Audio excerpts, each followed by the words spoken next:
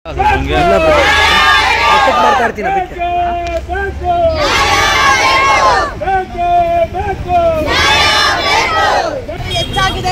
ಇದರಿಂದ ಮನನೊಂದ ಎಷ್ಟೋ ಹೆಣ್ಣು ಮಕ್ಕಳು ಆತ್ಮಹತ್ಯೆ ಮಾಡ್ಕೊಂಡು ಸಾಯ್ತಾ ಇದಾವೆ.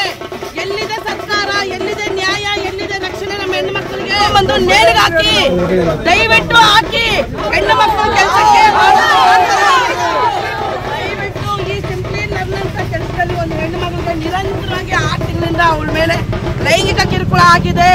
ಗರ್ಭಿಣಿ ಹೆಣ್ಣು ಮಗಳು ಎಲ್ಲಿದೆ, ಎಲ್ಲಿ ಹೋಗ್ತಾ ಇದೆ ಸಮಾಜ? ತುಂಬ ಗರ್ಭಿಣಿ ಮೇಲೇನು ಈ ರೀತಿ ಒಂದು ಕಿರುಕುಳ ಕೊಟ್ರೆ ಎಲ್ಲೋ ವಲಸಿಗರು ಬಂದು ಇಲ್ಲಿ ಅಟ್ಟಹಾಸ ಮಾಡ್ತಾ ಇದ್ದಾರೆ. ನಮ್ಮ ಕರ್ನಾಟಕ ಕಂಪ್ಲೇಂಟ್ ಆಗಿದೆ ಮೇಡಮ್, ಇದು ಪೊಲೀಸ್ ಸ್ಟೇಷನ್ ಅಲ್ಲಿ ಬಗ್ಗೆ ಕಂಪ್ಲೇಂಟ್ ಆಗಿದೆ. ಸರಿಯಾದ ಸೂಕ್ತ ತನಿಖೆ ತಗೊಂತಾ ಇಲ್ಲ. ಅವ್ನ ಅಪ್ಸ್ಟ್ಯಾಂಡಿಂಗ್ ತರ ಎಲ್ಲಿ ಇಟ್ಕೊಂಡ್ರು ಏನೋ ಬೇಳಾಗಿದೆ ಅದಾಗಿದೆ ಅಂತ ಸಪೋರ್ಟ್ ಮಾಡ್ತಾ ಇದ್ದಾರೆ. ದಯವಿಟ್ಟು ಆ ಹೆಣ್ಣು ಮಗಳಿಗೆ ರಕ್ಷಣೆ ಬೇಕು. ಅವನು ಈ ತರ ನಮ್ಮ ಭೂಮಿಯಲ್ಲಿ ಇರೋದೇ ಬೇಡ. ದಯವಿಟ್ಟು ಅವನ್ನ ಗಡಿ ಪಾರ್ ಮಾಡಿ, ದಯವಿಟ್ಟು ಅವನ್ನ ಕೆಲಸದಿಂದ ತೆಗೀರಿ. ಯಾಕಿಂತ ಕಾಮಕನ್ನ ಕೆಲಸ ಕೊಟ್ಟು ಮಾಡ್ಕೊಂಡಿದ್ದೀರಾ ನೀವು? ಯಾಕೆ ಇನ್ನು ಅರೆಸ್ಟ್ ಆಗಿಲ್ಲ ಮೇಡಮ್? ಅವರು ಅರೆಸ್ಟ್ ಆಗಿಲ್ಲ ಸರ್. ನ್ಯಾಯ ಸಿಗ್ತಾ ಇಲ್ಲ ನಮ್ಗೆ, ನ್ಯಾಯ ಸಿಗ್ತಾ ಇಲ್ಲ. ದಯವಿಟ್ಟು ಹೆಣ್ಣು ಮಕ್ಕಳ ಪರ ನಿಂತ್ಕೊಳ್ಳಿ. ಹೆಣ್ಣು ಮಕ್ಕಳಿಗೆ ಆಗ್ತಾ ಇರುವಂತ ಕಿರುಕುಳದಿಂದ ರಕ್ಷಣೆ ಕೊಡಿ. ಇಂಥ ಕಾಮಕರಿಂದ ಕೆಲಸದಿಂದ ತೆಗೆದು ಊರಿಂದ ಆಚೆ ಕಳಿಸಿ. ದಯವಿಟ್ಟು ಇವತ್ತಿನ್ನ ಎಷ್ಟು ಎನ್ಕ್ವೈರಿ ಆಗ್ಬೇಕು ಇದ್ರಲ್ಲಿ. ಈ ಕಂಪ್ನಿಲಿ ಇವತ್ತು ಒಂದು ಹುಡುಗಿ ನೇರವಾಗಿ ಧೈರ್ಯವಾಗಿ ಮುಂದೆ ಬಂದಿದ್ದಕ್ಕೆ ನಮ್ಗೆ ಗೊತ್ತಾಗಿದೆ. ಇನ್ನ ಒಳಗಡೆ ಇನ್ನ ಎಷ್ಟು ಜನ ಹೆಣ್ಣು ಮಕ್ಕಳು ಆ ಒಂದು ಕಿರುಕುಳ ಬೇಸತ್ತು ಸತ್ತೋಗಿದ್ದಾರೋ ಗೊತ್ತಿಲ್ಲ. ದಯವಿಟ್ಟು ಇದ್ರ ಬಗ್ಗೆ ತನಿಖೆ ಆಗ್ಲೇಬೇಕು.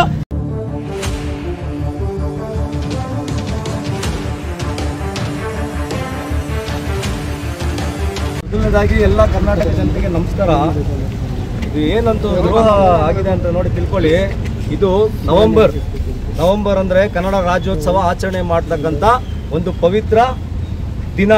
ಅರ್ಥ ಆಯ್ತಾ? ಈ ತಿಂಗಳು ಪೂರ್ತಿ ರಾಜ್ಯೋತ್ಸವ ಆಚರಣೆ ಮಾಡ್ತೀವಿ. ರಾಜ್ಯೋತ್ಸವ ಆಚರಣೆ ಮಾಡೋಕ್ಕೆ ಯಾವುದೇ ತಿಂಗಳು ದಿನ ಇಲ್ಲ. ನಾವು ನವೆಂಬರ್ 1 ಕನ್ನಡಿಗರಲ್ಲ, ನಂಬರ್ 1 ಕನ್ನಡಿಗರು. ಸ್ನೇಹಿತರೆ, ಇವತ್ತಿನ ದಿವಸ ನಮ್ಮ HSR ಲೇಔಟ್ನಲ್ಲಿ ಇರ್ತಕ್ಕಂಥ ಸಿಂಪ್ಲಿ ಲರ್ನ್ ಅನ್ನೋ ಕಂಪ್ನಿಯಲ್ಲಿ ನಮ್ಮ ಸ್ನೇಹಿತರ ತಂಗಿ ಅಂದರೆ ನಿಮ್ಮೆಲ್ಲರ ತಂಗಿ ಅಂದರೆ ನಮ್ಮ ಕರ್ನಾಟಕದ ಕನ್ನಡದ ತಂಗಿ. ಸ್ನೇಹಿತರ ವಿಚಾರ ಇಷ್ಟೇ, ಈ ಪರಭಾಷಿಕರ ಹಾವಳಿ ಅನ್ನೋದು ನಿರಂತರವಾಗಿ ನಮ್ಮ ಕರ್ನಾಟಕದಲ್ಲಿ ಬೆಂಗಳೂರಲ್ಲಿ ನಡೀತಾನೆ ಇದೆ. ಈ ಬೇವರ್ಸಿಗಳಿಗೆ, ಈ ಅನಾಲಾಯಕಗಳಿಗೆ ಬಂದು ಅವರು ತಿನ್ನಕ್ಕೆ, ಅವ್ರು ಇರೋಕ್ಕೆ ಜಾಗ ಕೊಟ್ಟು ನೀವು ದುಡಿದು ತಿನ್ಕೊಂಡು ನಿಮ್ಮ ಮನೆಯವ್ರು ಚೆನ್ನಾಗಿರಿ ಅಂದರೆ ಇವರ ಅಹಂಕಾರ ದುರಹಂಕಾರ ಎಷ್ಟು ಮಟ್ಟಿಗೆ ಹೋಗ್ತಾ ಇದೆ ಅಂದರೆ ಇವರು ತೆವಳುಗಳು ತೀರ್ಸ್ಕೊಳ್ಳೋಕೆ ನಮ್ಮ ಕರ್ನಾಟಕದ ಹೆಣ್ಮಕ್ಳು ಬೇಕು ಇವ್ರಿಗೆ. ಆ ಹೆಣ್ಣು ಮಗು ಕೈಯಿಂದ ಅವನಿಗೆ ಕ್ಷಮೆ ಕೇಳಿಸಿ, ಆ ಹೆಣ್ಣು ಮಗು ಏನು ತೊಂದರೆ ಆಗಿದೆಯೋ ಬಾಯ್ ಬಿಟ್ರೆ ಕಂಪ್ನಿಯಿಂದ ತಗೊಬಿಡ್ತೀನಿ ಅಂತ ಹೇಳ್ತಾರಂತೆ. ರೇ, ನೀವು ಕಂಪ್ನಿ ಮಾಡೋಕ್ಕೆ ಬೇರೆ ಯಾವ್ದೋ ರಾಜ್ಯದಿಂದ ಬಂದಿರೋದು ನಮ್ಮ ಕರ್ನಾಟಕದವ್ರನ್ನ ನೀವ್ಹೆಂಗ್ರಿ ತೆಗಿತೀರಾ? ಕರ್ನಾಟಕದಲ್ಲಿ ಕನ್ನಡಿಗನೇ ಸಾರ್ವಭೌಮ ಶೇಕಡ. ಕರ್ನಾಟಕದಲ್ಲಿ ಕನ್ನಡಿಗನೇ ಸಾರ್ವಭೌಮ. 85ರಿಂದ 90% ಉದ್ಯೋಗ ಕನ್ನಡಿಗರೇ ಕೊಡಬೇಕು. ಆಮೇಲೆ ಮಿಕ್ಕಿರೋ 15% ಮಾತ್ರ ನೀವು ಪರಭಾಷಿಗರು ಬಂದು ನಿಮ್ಮ ಜೀವನ ಇಲ್ಲಿ ಕಟ್ಕೊಬೇಕು. ಇಲ್ಲಿ ನಾವು ಫಸ್ಟ್ ಬಂದಿದ್ದು, ನಾವು ಹುಟ್ಟಿದ್ದು, ನಾವು ಬೆಳೆದಿರೋದು. ಅರ್ಥ ಆಯ್ತಾ? ಇದನ್ನೆಲ್ಲ ಮನಗಂಡು ಆ ಹೆಣ್ಣು ಮಗುಗೆ ಏನ್ ನೋವಾಗಿದೆ, ಈ ಹೆಣ್ಣು ಮಗುಗೆ ನ್ಯಾಯ ಸಿಗೋವರೆಗೂ ಇದು ಬರೀ ಟ್ರೈಲರ್ಸ್ ಅಷ್ಟೇ, ಇದು ಪಿಕ್ಚರ್ ಅಲ್ಲ, ಇದು ಬರೀ ಟ್ರೈಲರ್ ಅಷ್ಟೇ.